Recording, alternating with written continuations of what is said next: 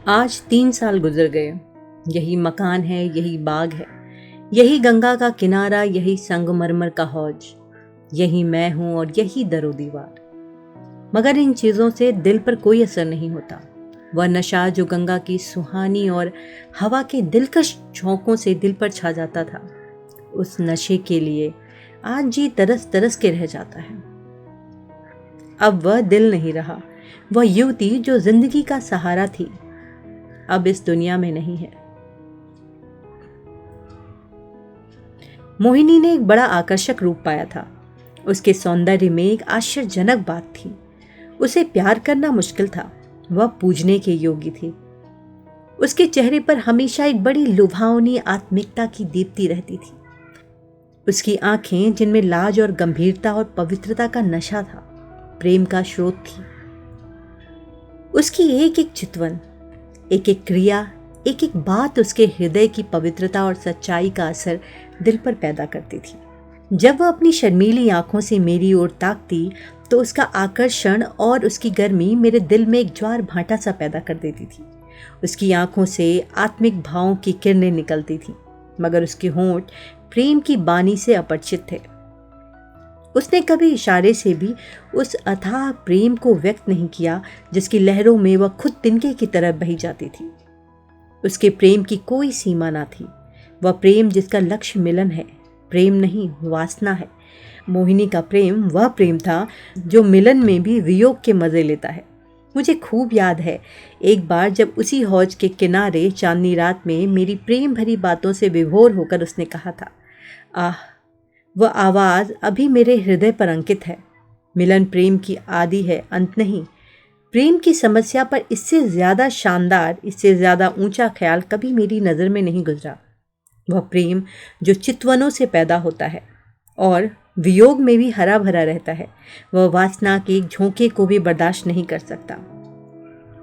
संभव है कि यह मेरी आत्मस्तुति हो, मगर वह प्रेम जो मेरी कमजोरियों के बावजूद मोहिनी को मुझसे था, उसका एक कतरा भी मुझे बेसुध करने के लिए काफी था।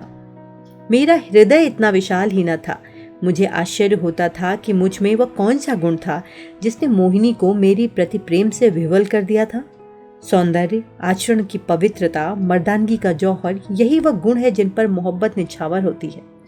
मगर मैं इनमें से एक पर भी गर्व नहीं कर सकता था। शायद मेरी कमजोरियां ही उस प्रेम की तड़प का कारण थी। मोहिनी में वह अदाएं न थीं जिन पर रंगीली तबीयतें फिदा हो जाया करती थी। तिरछी चितवन, रूप गर्व की मस्ती भरी हुई आंखें, दिल को मोह लेने वाली मुस्कुराहट, चंचल वाणी, उनमें से कोई चीज यहाँ न थी। मगर जिस तरह चांद की मंदिम सुहानी रोशनी में कभी कभी फुहारें पड़ने लगती हैं, उसी तरह निश्चल प्रेम में उसके चेहरे पर एक मुस्कुराहट गूंज जाती है और आंखें नम हो जाती। यह अदा न थी, सच्चे भावों की तस्वीर थी जो मेरे हृदय में पवित्र प्रेम की खलबली पैदा कर देती थी। शाम का वक्त था। दिन और रात गले मिल रहे थे। आसमान पर मतवाली घटाएं छाई हुई थीं और मैं मोहिनी के साथ उसी हौज के किनारे बैठा हुआ था।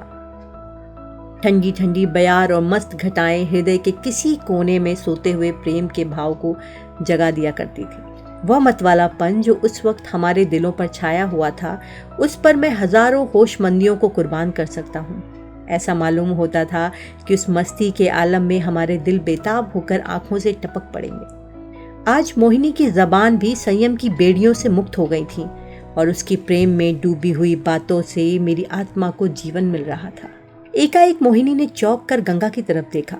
हमारे दिलों की तरह उस वक्त गंगा भी उमड़ी हुई थी। पानी की उस उद्विग्न उठती गिरती सतह पर एक दिया बहता हुआ चला जाता था और उसका चमकता हुआ अक्स थिरकता और नाचता एक पुच्छल तारे की तरह पानी को आलोकित कर रहा था। आह, उस नन्ही सी जान की क्या बिसात थी। कागज के चंद पुर्जे, बांस की चंद तीलियां, मिट्टी का एक दिया, कि जैसे किसी की अतृप्त लालसाओं की समाधि थी जिस पर किसी दुख बांटने वाले ने तरस खाकर एक दिया जला दिया था। मगर वह नन्ही सी जान जिसके अस्तित्व का कोई ठिकाना ना था, उस अथाह सागर में उछलती हुई लहरों से टकराती, भौरों से हिलकोरे खाती, शोर करती हुई लहरों को रौंदती चली जाती थी। शायद जल देवियों ने उसकी निर्बलता पर तरस खाकर उसे अपने आंचल में छुपा लिया था। जब तक वह दिया झिलमिलाता और टिमटिमाता हमदर्द लहरों से झकोरे लेता दिखाई दिया। मोहिनी टकटकी लगाए खोई सी उसकी तरफ ताकती रही। जब वह आंख से ओझल हो गया तो वह बेचैन उठ खड़ी हुई और बोली, मैं किनारे पर जाकर उस दिए को देखूंगी। जिस तरह हलवाई की मनभावन पुकार सुनकर बच्चा घर से निकल पड़ता है और चाव भरी आंखों से देखता और अधीर आवाज़ों से पुकारता उस नेमत के थाले की तरफ दौड़ता है, उसी जोश और चाव के साथ मोहिनी नदी के किनारे चली।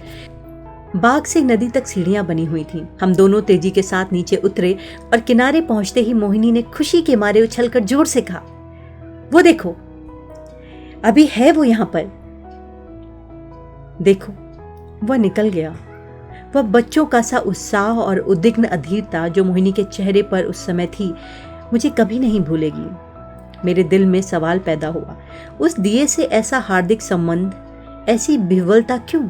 मुझ जैसे कवित्व शून्य व्यक्ति उस पहेली को जरा भी बूझ न सका।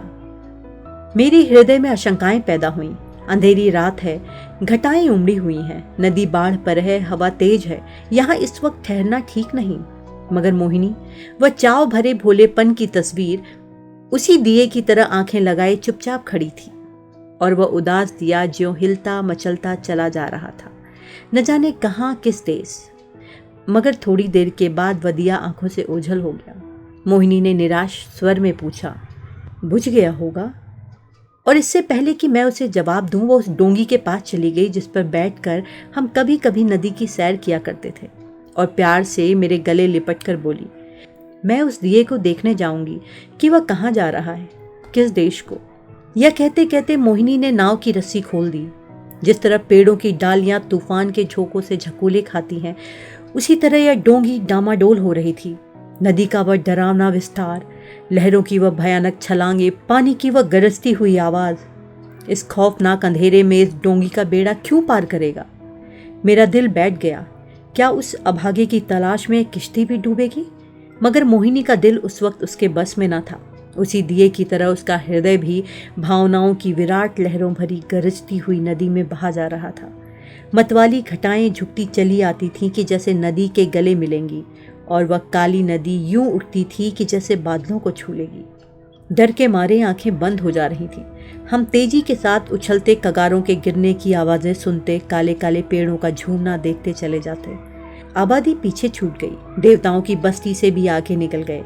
एकाएक मोहिनी चौंक कर उठ खड़ी हुई और बोली, अभी है, वह देखो, वह जा रहा है। मैंने आंख उठाकर देखा, वह दिया ज्यों का त्यों हिलता मचलता चला जाता था। उस दिए को देखते हम बहुत दूर निकल गए।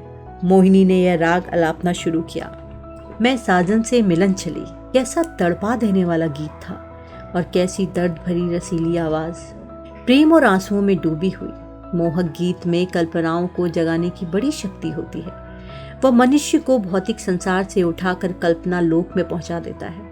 मेरी मन की आंखों में उस वक्त नदी की पुरजोर लहरें, नदी किनारे झूमती हुई डालियां, सनसनाती हुई हवा, सबने जैसे रूप धर लिया था और सब के सब तेजी से कदम उठाए चली जाती थी अपने साजन से मिलने के लिए। प्रेम से झूमती हुई एक युवती की धुंधली सपने जैसी तस्वीर हवा में, लहरों में और पेड़ों के झुरमुट में चली जाती हुई दिखाई देती और कहती थी, साजन से मिलने के लिए। इस गीत ने सारे दृश्य पर एक जादू फूंक दिया। सजन बसत कौन सी नगरी में मैं बैरी ना जानूं, ना मोहे आस मिलन की उससे ऐसी प्रीत भली, मैं साजन से मिलन चली। मोहिनी खामोश हुई तो चारों तरफ सन्नाटा छाया हुआ था और उस सन्नाटे में एक बहुत मध्यम रसीला स्वप्निल स्वर क्षितिज के उस पार से या नदी के नीचे से या हवा के झोंकों के साथ आता हुआ मन के कानों को सुनाई देता था, मैं सजन से मिलन चली। मैं इस गीत से इतना प्रभावित हुआ कि ज़रा देर के लिए मुझे ख्याल न रहा कि कहाँ हूँ और कहाँ जा रहा हूँ। दिल और दिमाग में वही राग गूंज रहा था। अचानक मोहिनी ने कहा, उस दिए को देखो। मैंने दिए की तरफ देखा।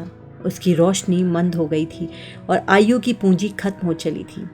आखिर वह एक बार ज़रा सा भपका और बुझ गया।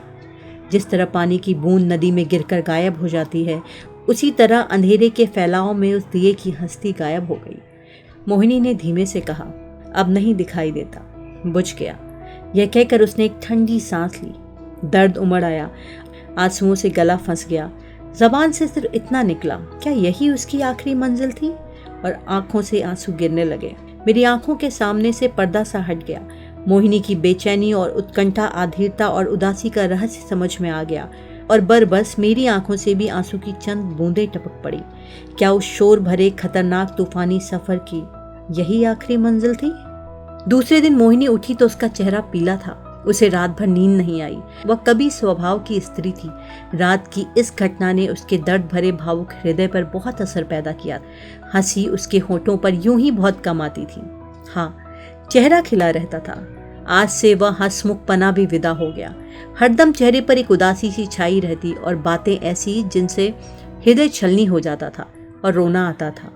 मैं उसके दिल को इन ख्यालों से दूर रखने के लिए कई बार हंसाने वाले किस्से लाया, मगर उसने उन्हें खोल कर भी ना देखा।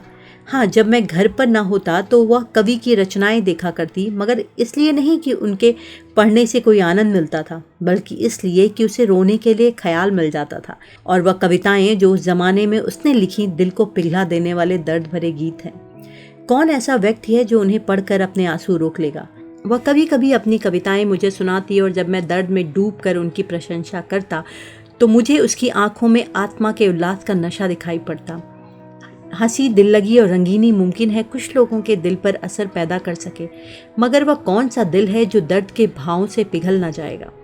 एक रोज़ हम दोनों इसी बाग की सैर कर रहे थे। शाम का वक्त था और चैत का महीना। मोहिनी की तबीयत आज खुश थी। बहुत दिनों के बाद आज उसके होठों पर मुस्कुराहट की झलक दिखाई दी। जब शाम हो गई और पूर्णमासी का चांद गंगा की गोद से निकलकर ऊपर उठा तो हम इसी हौज के किनारे बैठ गए। यह हौज मोहिनी की यादगार है। चांदनी में बिसात आई और चौपड़ होने लगी। आज तबीयत की ताजगी ने उसके रूप को चमका दिया था और उसकी मोहक चपलताएं मुझे मतवाला किए देती थी। मैं कई बाजियां खेला और हर बार हारा। हारने में जो मज़ा था वह जीतने में कहाँ। हल्की सी मस्ती में जो मज़ा है वह छकने और मतवाला होने में नहीं। चांदनी खूब छिटकी हुई थी। एकाएक मोहिनी ने गंगा की तरफ देखा और मुझसे बोली, वह उस पार कैसी रोशनी नजर आ रही है? मैंने भी निगाह दौड़ाई। चिता की आग जल रही थी, लेकिन मैंने टाल कर कहा, माझी खाना पका रहा है। मोहिनी को विश्वास नहीं हुआ। उसके चेहरे पर एक उदास मुस्कुराहट दिखाई दी और आंखें नम हो गईं। ऐसे दुख देने वाले दृश्य उसके भावुक और दर्दमंद दिल पर वही असर करते थे जो लू की लपट फूलों के साथ करती थी। थोड़ी देर वह मौन निश्चला बैठी रही, फिर शोक भरे स्वर में बोली, अपनी आखिरी मंजिल पर पहुंच गया।